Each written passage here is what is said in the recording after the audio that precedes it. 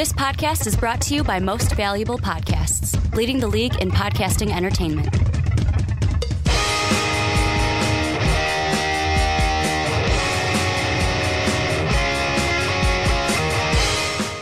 What's up, real MVPs? Ricky Widmer here, along with the Mark Weber. Dub them ease. And we're back in the studio this week, Mark. Back after 2 weeks of being on the phone because of scheduling conflicts as I fix this microphone because it doesn't want to stay in the spot where I want it. But welcome into the Onside Kick. This is where we talk about everything going on in the NFL, and real football's finally back. It's about damn time. Week 1 is in the books. We had some good games. We had some great games.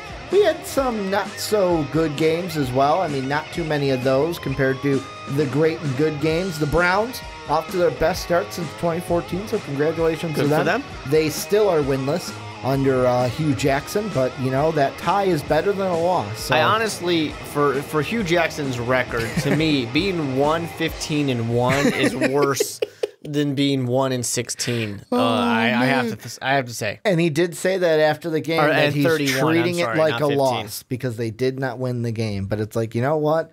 At least you tied, so you can't go 0-6 to start the season. And we're going to treat it like a loss every other week. And we are going to actually talk a little bit about the Browns, but more so with the Steelers. Topics we got lined up for you guys today. We're going to talk about the Steelers, the Le'Veon Bell holdout, if the Steelers should be worried after tying with the Browns this past weekend. We're going to talk about Mark's favorite team, the Bears. That's right. And going to the Super Bowl. We're going to ask how should Bear fans feel after the Week 1 loss to the Packers. Then we're going to look at the sexy topic for the week, Ryan Fitzmagic. Sometimes, believe in magic, even if it's Fitzmagic, Mark. Yeah. Even if it's real. Fitzmagic. Magic is real. We're going to ask the question of how Fitzmagic's success could affect Jameis Winston's future in Tampa. Then we're going to end the podcast making our Week 2 picks in the NFL. A little bit of housekeeping here at the beginning. Also, check out patreon.com/mostvaluablepodcast down in the description if you want to help support us. $10 tier. Get you on a podcast each and every month you are at that tier. Also, get yourself an MVP t-shirt. Officially join, as I am not wearing the t-shirt. I just like to do this whenever I talk about it. Officially join the MVP Army. That t-shirt down below in the description. You can also get it at mostvaluablepodcasts.com, where you can catch MVP each and every day. And then last but not least, if you could please go over to iTunes, give us a 5-star rating. It would really mean the world to us. Type a little something about why you like listening to the podcast, whether you're listening on podcast services around the world, or if you're on YouTube, go over to iTunes. Please give us that rating. Give us that review. It would really mean the world to us. But Mark, let's dive into everything. We're going to start in Pittsburgh. And this is something that Brandon and I talked about 2 weeks ago on what's your fantasy, from a fantasy aspect of how this holdout with Le'Veon Bell should affect fantasy owners. You and I, though, are going to look at it from a pure football standpoint. We got our first game of the year. Le'Veon Bell was not with the Pittsburgh Steelers. They end up tying with the Cleveland Browns. They were originally up, if I'm not mistaken, 20-7 at one point in this game in the third quarter. And when you look at the rushing numbers, they said they were going to use James Conner like Le'Veon Bell, and they did. He had 135 yards on the ground, 2 rushing touchdowns. He also had 57 yards on 5 receptions in the game. But after this, they tie with the Browns in overtime after leading, like I said, 21-7. So I'm going to ask you, how worried should the Steelers be about the Le'Veon Bell situation after tying with the Browns? Well, it's difficult because the Steelers should be a little bit worried, but it's not Le'Veon Bell that they need to be worried about. It's not James Conner that they need to be worried about. We'll get to that a little bit later. But the thing with Le'Veon Bell is it's not entirely surprising, but it's a pleasant surprise because backups have done well with the Pittsburgh Steelers offense, backup running backs when Le'Veon Bell hasn't been there before. But James Conner really came in and made it his own. And you can feel that there's a little bit of cockiness to the Pittsburgh Steelers organization right now because of the fact even after a tie. Well, that's not what it is. It's the fact that they still did well without Le'Veon Bell. Yeah. They feel a little cocky right now, and they're like, yeah, we don't, we're going to take him off the depth chart, which is what they did, which is stupid because he's not a part of the team anyways because he hasn't signed. But, they have that kind of swagger to them right now, despite the tie. But the running game was fine, although the one thing I do want to say for Le'Veon Bell, and a reason why I support him, and his holdout for this, because James Conner got 31 carries in the first game of the regular season. That's the reason why Le'Veon Bell doesn't want to play without any long-term stability. Because they're going to use him. Exactly. And I said it on a podcast before that if I was going to be that owner of a franchise, that coach, whatever it's going to be, I'm going to sit there and say, if I know I don't have this guy next year, I don't care about his longevity. 31 carries? No, 40 carries, 50 carries. I'm going to have the Andrew Luck equivalent of a running back. Let's do it 53 times like Andrew Luck threw it 53 times. That's what you got to think about. And with that being said, I fully think that Le'Veon Bell should continue on his holdout if he doesn't want to play for the Steelers, because he's not going to play for the Steelers ever again in this case. James Conner, though, kind of messes that up a little bit because he performed well. Yeah. Le'Veon Bell really needed Conner to be bad. You didn't win the game. And that to me is the biggest thing for Le'Veon Bell, because the thing that you can look at is, yes, Conner had a good game. Yep. But who had a bad game? Le'Veon can now say, yeah, it doesn't matter how well James Conner plays. You would have won with me out there. But Le'Veon doesn't change that because Big Ben had a bad game.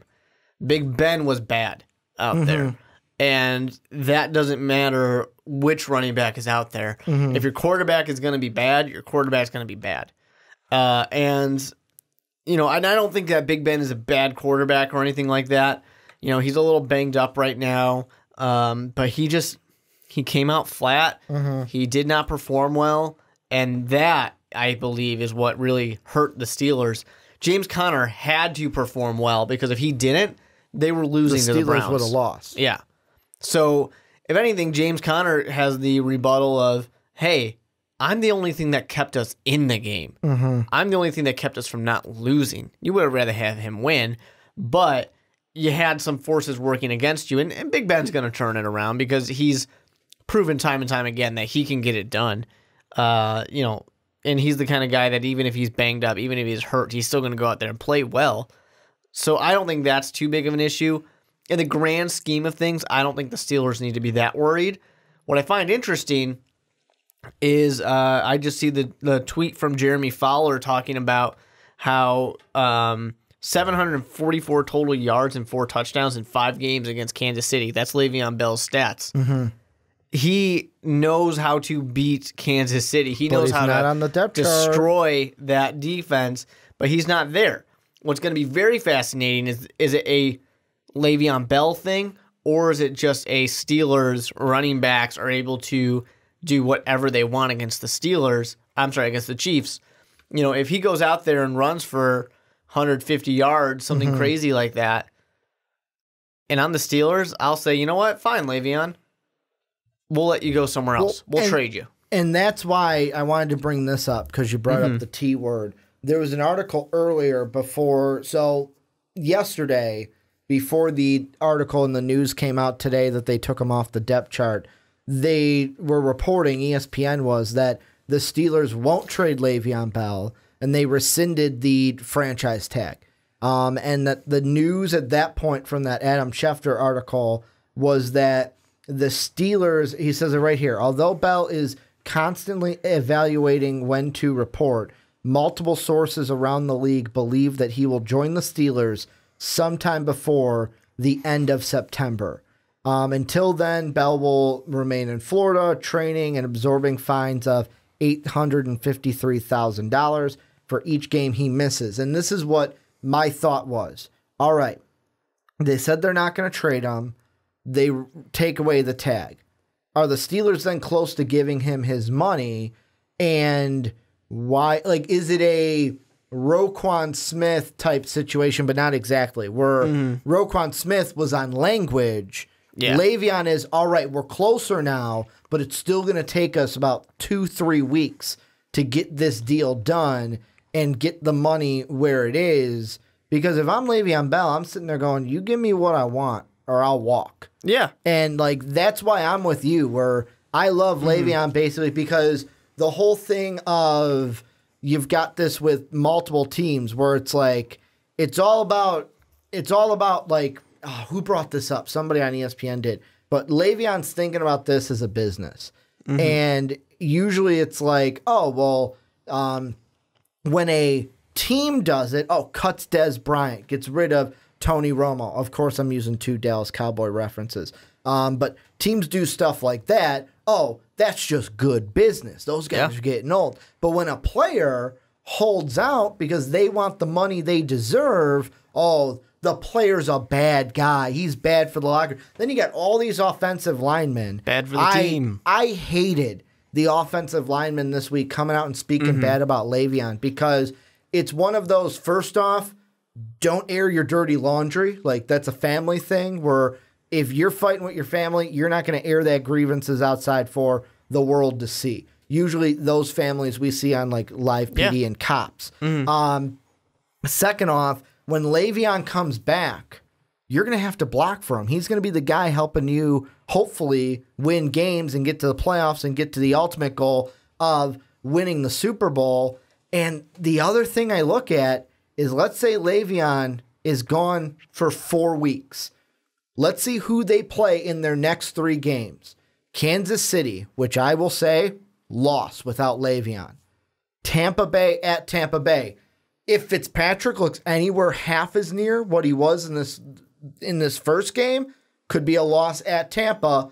And then they play Baltimore. I know Baltimore played the worst team in the NFL in the Buffalo Bills. But man, did they play them. Those could be 3 losses right away off the gate without Le'Veon. But see, here's the thing. 3. Looking at James Conner, I'm not willing to say it matters whether Le'Veon Bell is there or not because James Conner did a great job. Now, that was 1 game. Let's see the test. What I need is Big Ben to come back and Big Ben to be Big Ben. He needs to play well because if he doesn't play well, then yes, these are losses. But if he plays well and James Conner is getting 2 touchdowns and 130-plus yards, then I don't care about the Chiefs, the Bucs, or the Ravens. They can win. The thing also is, let's put it this way, at least 2 of the next 3 teams have better coaches than Cleveland does. Dirk Koetter, I'm going to leave that one up to debate, whether you think he's better than Hugh Jackson. I think most would say yes. Yeah, but it's not that big of a gap. But I personally don't think that coaching was the issue in the Browns game. I think people want to point to Le'Veon Bell because it's an easy thing to point to, but we're all ignoring the fact that the thing that didn't work was the passing game. The passing game was what gave trouble. I mean, if you want to look at his QBR rating, Big Ben had a 22.8. And that's the thing, too, was the passing the problem? Because Cleveland, basically what they could have done was James Conner is not the same kind of player as Le'Veon Bell. He doesn't demand the same respect as Le'Veon does. Where James Conner is out there, all right, we'll let him get some yards. It's like not some yards. It's 130 yards. It's the thing I was going to say is it's kind of like where you usually see this in basketball. It's like, oh, you got that really one player? All right. We shut him down and we let the team beat us. Where basically Cleveland was, all right, if James Conner is going to beat us, that's fine. But Big Ben is not going to beat us. Pin those ears back, go around the corners, get to the quarterback. And that is something that I think, and this is like the debatable thing, is it James Conner or is it Le'Veon Bell? That the thing we won't be able to see until Le'Veon's out there is, if Le'Veon was out there, he'd gain more respect from defenses. We'll never be able to see it now. It's too late. No, I'm just saying, in the future, too. Like, if Le'Veon comes back and future defenses then start to focus on him, and that then makes Big Ben's job easier. Well, to be fair, I mean, Cleveland is more well-known for their pass rush than they are for run stopping, but just because of the talented players that they have. Big Ben threw 3 interceptions. I don't think they also had 3 fumbles too. Yeah, and there were problems offensively for the Steelers, but there's no doubt that if teams were not respecting James Conner, they're respecting him next week. He's going to get that respect. What is going to be very interesting to see is how he performs against the Chiefs. a team that Le'Veon has historically done very well against. And who Patrick Mahomes looked phenomenal with. Yeah. Like him and Tyreek Hill, if they do the same thing this Sunday, Steelers don't have a chance. It doesn't get any easier than, I know. Here, have the ball. And Tyreek Hill goes and gets 2 touchdowns. The man barely had to pass it. Wasn't one of them a punt return too? Like one of Tyreek Hill's touchdowns is a punt return, so it's like great. I didn't even have to give him the ball. Mahomes had those 2 touchdown passes that were essentially just from me to you. Here you go, Ricky. Enjoy. Not taking anything away from Patrick Mahomes, just saying, man, did his team just knock it out of the park in that game. Big Ben doesn't have that apparently, although he should. There's enough talented players on that team that he should. Obviously, Big Ben's not going to throw 3 interceptions in the next game, I hope. The Chiefs is a good team, but the thing, though, is I hope he's going to be better than that. He might not throw 3 interceptions, but the thing that could be interesting is the Chiefs' offense could probably outgun the Steeler offense in this game. Probably, but I don't know. If the the Steelers' offense performs how they should, they've got all the weapons in the world. They're different kinds of weapons than Kansas City has, but they should be able to. Now, of course, Andy Reid, the man knows his quarterbacks. He knows how to get it done. The flip side, the funny thing about the Chiefs is Kareem Hunt did not have a good game. So, they're kind of opposites here, where the run game was bad for the Chiefs. The passing game was great for the Chiefs. Passing game was bad for the Steelers. The run game was good. And I say bad, someone's going to yell at me because they got over 300 yards. Yeah. But, 3 interceptions is not what Big Ben should do. I personally think that if I'm the Steelers, after week 1, I look at it and go, we tied to the Browns. Like, you mentioned Hugh Jackson's coaching record earlier in this podcast. It's bad. 131-1. Yeah, basically. And it's, if I'm the Steelers or if I'm a Steeler fan, I'm going, oh my God, we tied to that. We couldn't beat them. We couldn't beat them.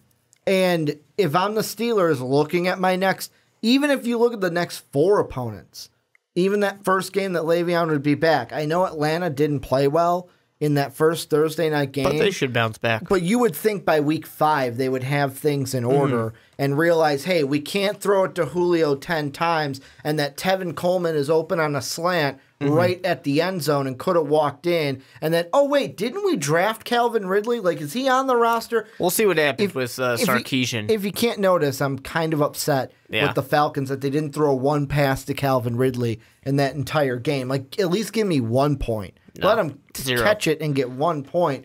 But even that game, it's like your next 4, based off of, like, coming into the season, I would have said, yeah, Chiefs I'm not that high on, Bucks I'm not that high on. Fitzpatrick looks like, damn, they could win some games. That game becomes harder in my mind, and it's on the road. It's also, the Chiefs looked good. It's also week 1. I know. We always got to be careful of whether these things continue over the future. Fitzmagic, that's who he is. Has an amazing game. Will have career games. And then throws like 3 INTs. Exactly, and then will be terrible the next game. The Chiefs should be fine, but the Chiefs had a big old roadblock last year where they really were starting to fall apart and pulled it back together into the playoffs. You never really know with these teams. And the Browns are a much better team this year than before. If they had a better coach, I'd be much more confident in them. My last reason why, if Le'Veon, let's say Le'Veon stays out for all of September or comes back late September, I think it's going to be catastrophic for the Steelers season, because if you lose even 1 or 2 of these next 3 games, so Chiefs, Bucks, Ravens, you lose 1 or 2 of those games because of this tie to the Browns, who, let's be honest, should have been a win. You should have had a win in one in the win column and not a win in the tie column. By the time you get Le'Veon back, November 18th, you're at Jacksonville. December 16th, you're playing New England. At New Orleans, December 23rd. Like, these are teams later in the year that, even with Le'Veon, those are tough games and not even for sure victories for you. So you need to make sure you get these victories at the start And I think that after week 1, I know James Conner in the stat line had a good week, but I think if Le'Veon's out there, even if Big Ben struggles a little bit, I don't think he struggles as much if Le'Veon's out there because Le'Veon takes some pressure off of him. I think the Steelers win that game this week. It's possible. I mean, week 1, I meant. Yeah, I mean, I personally don't think Le'Veon Bell makes that much of a difference when the other running backs still got 135 yards just running, not to mention his passing yards and 2 touchdowns. I mean, Le'Veon could have got, let's say Le'Veon, what if he got in through the air too? Sure, but I mean, James Conner had passing yards as well, not as money. I'm saying like Le'Veon, though, compared to James Conner, he could probably break one off easier in the reception game than Conner. But maybe if they played Mason Rudolph, he would have thrown 5 touchdowns. I mean, if you play the maybe game, anything could happen. I'm saying with this, one we've seen happen with Le'Veon break it off in the receiving game. Mason Rudolph, we haven't seen 5 touchdowns. But I'm just saying that James Conner played as well as Le'Veon Bell typically plays. So I don't think it matters. Here's the last thing I'll say, and then I'll just have your final thoughts. Yeah. This is probably the ceiling for James Conner. It would be the floor for Le'Veon Bell. You're saying the floor for Le'Veon Bell is 135 yards. Like, Le'Veon Bell is good for maybe not the 2 touchdowns, at least 1 touchdown, but like Le'Veon Bell would have, against Cleveland, broken one off for a receiving touchdown as well. I don't think you could possibly know that, and I think it's a discredit to the performance of James Conner. But anyways, my advice to the Pittsburgh Steelers is trade Le'Veon Bell. Just do it. You don't want him to play for whatever reason. You don't want to pay him. Deal done. Unless there's something going on that I don't know about because I'm not in the room. To me, it doesn't look like they took away the franchise tag because they're about to sign him at the end of September. And I trust Adam Schefter quite a bit, but that tweet just seems weird to me to be all his teammates thought he was going to show up last Wednesday. So that's one thing, but Adam Schefter, those teammates were wrong, but Adam Schefter knows that by the end of the month he's going to be here. I don't know. So there's just a lot of weird misinformation going around. I don't think anything is happening right now. Just trade him. Get something out of the man. And the thing I will say, you popped this into my head, one of the coolest stories that I've heard from Shefty recently was he was on ESPN Chicago here, and they're talking about the Khalil Mack trade. Yeah, great trade. And he was like, basically they were asking him about what went down because he was involved with sources and stuff. And he's like, basically like how the journalism game is he's like, I went to bed, woke up in the morning, people were texting me, asking me stuff, and there was one team that like Shefty's like, yeah, no, Khalil Mack's been traded. And the team didn't even know. They asked Shefty, it's the Bears, isn't it? Like, that team didn't even know, but they knew that Shefty knew. Yeah. What team it was. Like, for it's sure. the Bears. The Bears got He's him, very, right? very well connected. I just think if the teammates were wrong, I don't know that they told the correct information to Adam Schefter. Yeah. They might have, but I don't know that they did. And yeah, to me, it just doesn't look of anything. To me, if I'm the Pittsburgh Steelers, I'm looking at that Khalil Mack deal, even though I think that John Gruden and I'm blanking on the GM's name. Reggie McKenzie. McKenzie didn't do a good job at it. But I'm looking at that and saying, it's a similar situation. Let's go ahead and get it done and make a trade happen. Tell Le'Veon, hey, we're going to trade you. Don't worry. Pick up that phone call. I hate to say it, call the Packers because they need a running back. And Le'Veon Bell would make that team 16-0. God, can you imagine if they called like the Jets with Le'Veon Bell, the Dolphins with Le'Veon Bell? I'm just trying to think of teams that could use. Could you imagine the Detroit Lions with Le'Veon Bell?